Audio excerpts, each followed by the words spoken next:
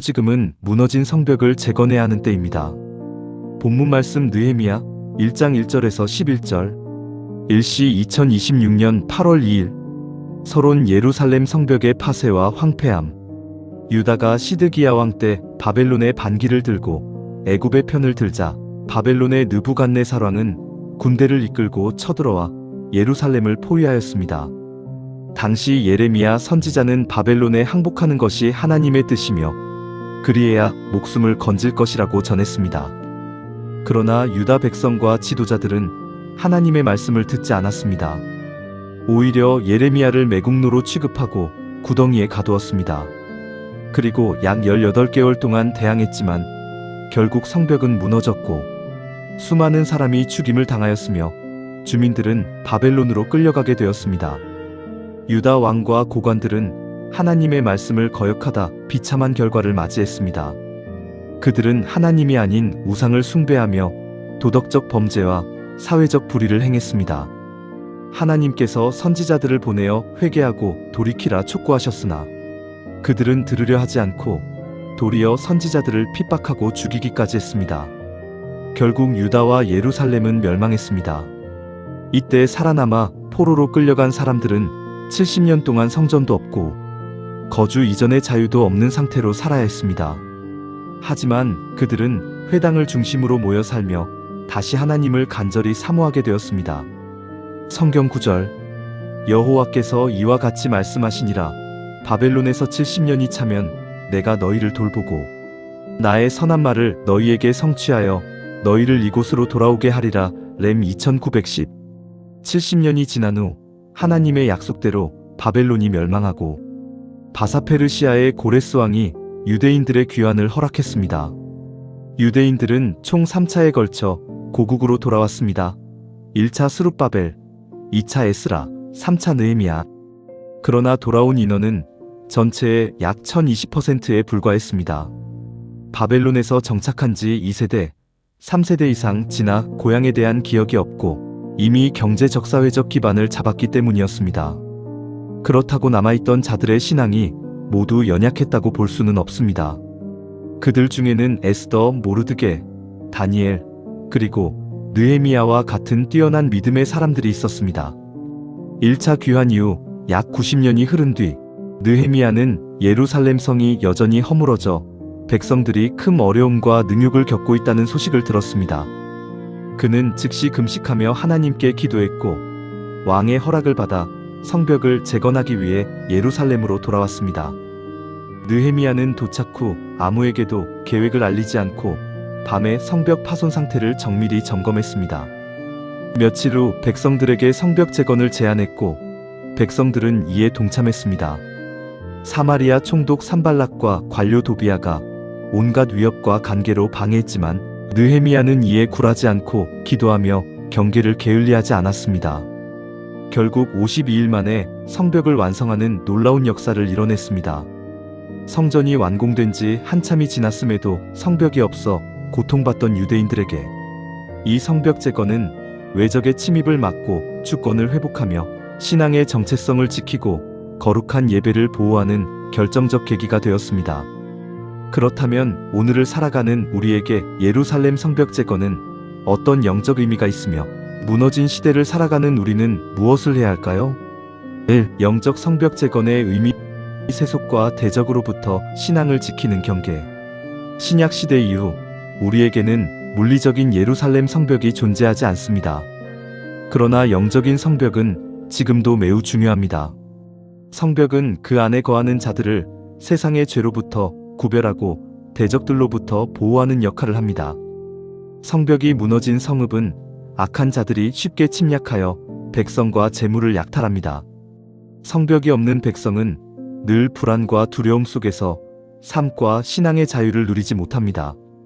오늘날 세계 곳곳의 크리스천들은 박해와 테러의 위험 속에서 불안하게 신앙을 지켜가고 있습니다. 비단 육체적인 공격뿐만 아니라 하나님의 나라와 교회를 무너뜨리려는 사탄의 영적 공격이 끊임없이 계속되고 있습니다. 사탄은 세상의 죄와 유혹으로 교회를 타락시키고 내부로부터 무너지게 만듭니다. 근신하라 깨어라. 너희 대적 마귀가 우는 사자같이 두루다니며 삼킬 자를 찾나니 너희는 믿음을 굳건하게 하여 그를 대적하라. 따라서 영적인 의미에서 성벽을 쌓는다는 것은 다음 세 가지를 뜻합니다. 교회를 무너뜨리려는 외부의 적영적 육적 세력으로부터 성도와 공동체를 보호하는 것입니다. 내적 타락으로 인한 하나님의 진노를 막아서기 위해 회개하고 중보하는 것입니다. 거짓과 죄로 물든 세상과 구별되도록 진리의 경계를 세우고 영적 분별력을 갖는 것입니다. 우리가 싸워야 할 싸움은 혈과 육의 싸움이 아닙니다. 기도로 성벽의 허물어진 곳을 막아서는 것이 바로 영적 전쟁의 방법입니다. 그 영적 성벽이 마귀와 죄, 혼합주의로부터 하나님의 거룩한 백성을 보호합니다. 성경 구절. 우리의 씨름은 혈과 육을 상대하는 것이 아니요 통치자들과 권세들과 이 어둠의 세상 주관자들과 하늘에 있는 악의 영들을 상대함이라. M612. 무너진 성벽의 시대에 우리가 힘써 기도해야 할 세 가지. 성경은 하나님이 우리의 산성이시요 방패시며 구원의 뿌리라고 가르칩니다. 우리는 눈에 보이는 돌성벽이 아니라 하나님께서 우리의 불성벽과 산성이 되시도록 기도해야 합니다. 기도할 때 하나님이 친히 믿는 자들의 굳건한 성벽이 되어주십니다. 여호와의 말씀에 내가 그의 사면에서 불로 둘러싼 성벽이 되며 그 가운데에서 영광이 되리라. 우리는 무너지지 않는 성벽이 되시는 하나님께 다음과 같이 세 가지 기도의 파수꾼으로 서야 합니다. 대적의 공격에서 승리하여 신앙의 자유와 평안을 얻도록 기도해야 합니다. 교회와 성도의 삶에 하나님이 주시는 참된 평안이 임하고 대적의 방해가 무너지도록 기도해야 합니다. 너희 선지자들이 성 무너진 곳에 올라가지도 아니하였으며 이스라엘 족속을 위하여 여호와의 날에 전쟁에서 견디게 하려고 성벽을 수축하지도 아니하였느니라. 너희는 내가 사로잡혀 가게 한 그 성읍의 평안을 구하고 그를 위하여 여호와께 기도하라. 이는 그 성읍이 평안함으로 너희도 평안할 것임이라. 교회의 죄를 회개하며 중보함으로 하나님의 진노를 돌이키시도록 기도해야 합니다. 공동체의 죄악을 내 죄로 품고 성 무너진 데를 막아서서 하나님의 자비를 구하는 중보기도자가 필요합니다. 이 땅을 위하여 성을 쌓으며 성 무너진 데를 막아서서 나로 하여금 멸하지 못하게 할 사람을 내가 그 가운데서 찾다가 찾지 못하였으므로 겔 2230. 진리의 말씀으로 세상과의 거룩한 경계를 세우도록 기도해야 합니다. 혼합되고 더럽혀진 신앙을 바로잡고 세상의 죄악에 물들지 않는 거룩한 구별됨을 회복해야 합니다. 내게서 날 자들이 오래 황폐된 곳들을 다시 세울 것이며 너는 역대에 파괴된 기초를 쌓으리니 너를 일컬어 무너진 데를 보수하는 자라 할 것이며 길을 수축하여 거할 곳이 되게 하는 자라 하리라. 3. 기도의 사명으로 영적 성벽을 재건하는 성도의 자세. 오늘날의 교회와 성도들은 마치 예루살렘 성벽이 무너져 고통받던 백성들처럼 죄의 미혹과 영적인 공격 앞에 무방비로 흔들리는 모습을 보입니다. 그러므로 우리는 느헤미야의 성벽 재건이 갖는 의미를 다시금 깊이 되새겨야 합니다. 나아가 느헤미야보다 뛰어난 최고 지도자이신 예수 그리스도를 따라 교회의 무너진 성벽을 세우기 위해 일어나야 합니다. 우리가 결단하고 나아갈 때 지녀야 할 태도는 다음과 같습니다. 깨어 경계하며 기도와 사역을 병행해야 합니다. 유대인들이 느헤미야와 함께 성벽을 재건할 때 한 손에는 도구를 잡고 한 손에는 병기를 잡았듯 우리도 영적 경계심을 놓치지 않아야 합니다. 하나님께서는 기드온의 32,000명 중 오직 깨어있는 300명만을 택하여 13만 5천 대군을 물리치셨습니다. 성을 건축하는 자와 짐을 나르는 자는 다 각각 한 손으로 일을 하며 한 손에는 병기를 잡았는데 대적의 회방에 흔들리지 않고 끝까지 완주해야 합니다. 느헤미야가 성벽을 쌓을 때 산발락과 도비야가 방해했듯 우리가 기도와 회개, 구별됨의 사명을 감당하려 할 때도 사탄의 방해가 따릅니다. 그러나 느헤미야처럼 좌우로 흔들리지 않고 끝까지 영적 성벽을 쌓는 일을 중단하지 말아야 합니다.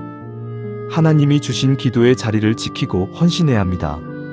느헤미야가 고통받는 민족을 위해 간절히 기도했을 때 하나님은 그를 총독의 자리에 세우사 성벽 재건의 사명을 완수하게 하셨습니다. 우리가 주의 백성과 교회를 위해 영적 성벽을 쌓고자 기도할 때 하나님은 감당할 수 있는 모든 능력과 환경을 허락해 주실 것입니다. 내 하나님이 예루살렘을 위해 무엇을 할 것인지 내 마음에 주신 것을 내가 아무에게도 말하지 아니하고 결론 하나님은 세상의 그 어떤 성벽보다 굳건하게 우리를 보호하실 것이며 거룩하게 구별하실 것입니다. 회개하는 자를 용서하사 진노를 그치고 다시 회복시켜 주실 것입니다. 우리가 하나님의 이름으로 기도의 성벽을 쌓아 올릴 때 원수의 모든 공격으로부터 참된 평안과 신앙의 기쁨을 지켜낼 수 있습니다. 세상과 구별된 거룩한 능력이 교회를 통해 다시 나타날 것이며 그에 따르는 하나님의 은혜가 풍성히 임하게 될 것입니다. 가정이 화목과 풍성함으로 세워질 것이며 교회가 평안 가운데 번성할 것이고 나라에 평안이 임할 것입니다. 우리 모두 하나님의 이름으로 세워지는 영적인 성벽을 쌓는 기도의 사명에 기쁨으로 동참하시기를 주님의 이름으로 축원합니다.